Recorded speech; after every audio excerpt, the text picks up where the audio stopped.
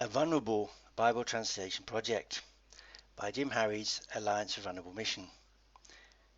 There are many reasons, apart from faith in the God of the Bible, for poor majority world communities to rejoice should an outside-initiated Bible translation (BT) project come their way.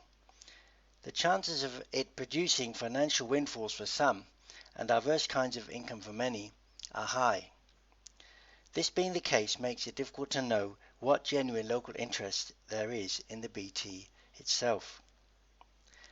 Hence I make the proposal that some BT projects be vulnerable.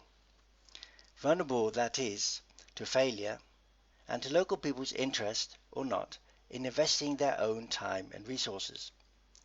The vulnerable people who are to be on the ground in a context in which the indigenous culture remains dominant are folks of European origin. Figure 1 above illustrates a screen used to block foreign activity from view and a filter used to keep foreign inputs from entering the local.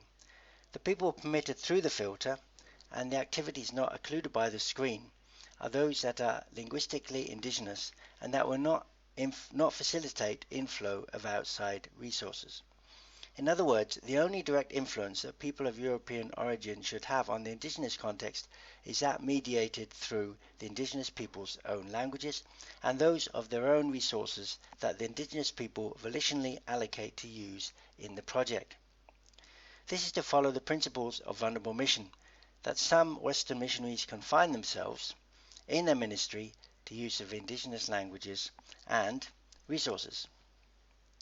The question arises, what are the anticipated outcomes of these kinds of self-imposed strictures? I suggest the following based on my experience in practicing vulnerable mission in East Africa since 1988. Number 1, a vulnerable BT project will quickly demonstrate how much the indigenous participation in BT may be motivated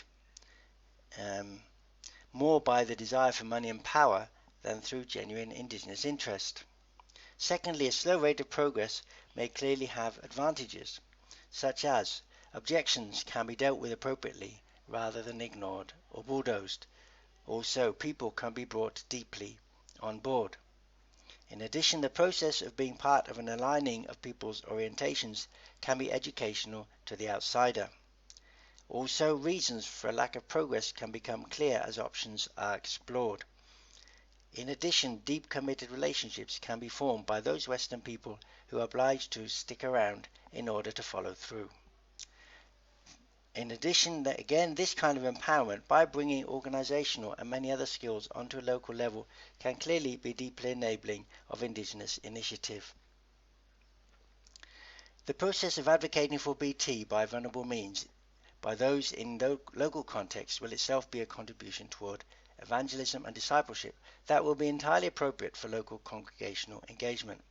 For example, in African contexts I am familiar with, important questions over the prioritizing resource of BT as against subsidy of local rituals, political contests, funerals and funerary rites and so on will very likely prove vital to the further growth and development of indigenous Christianity.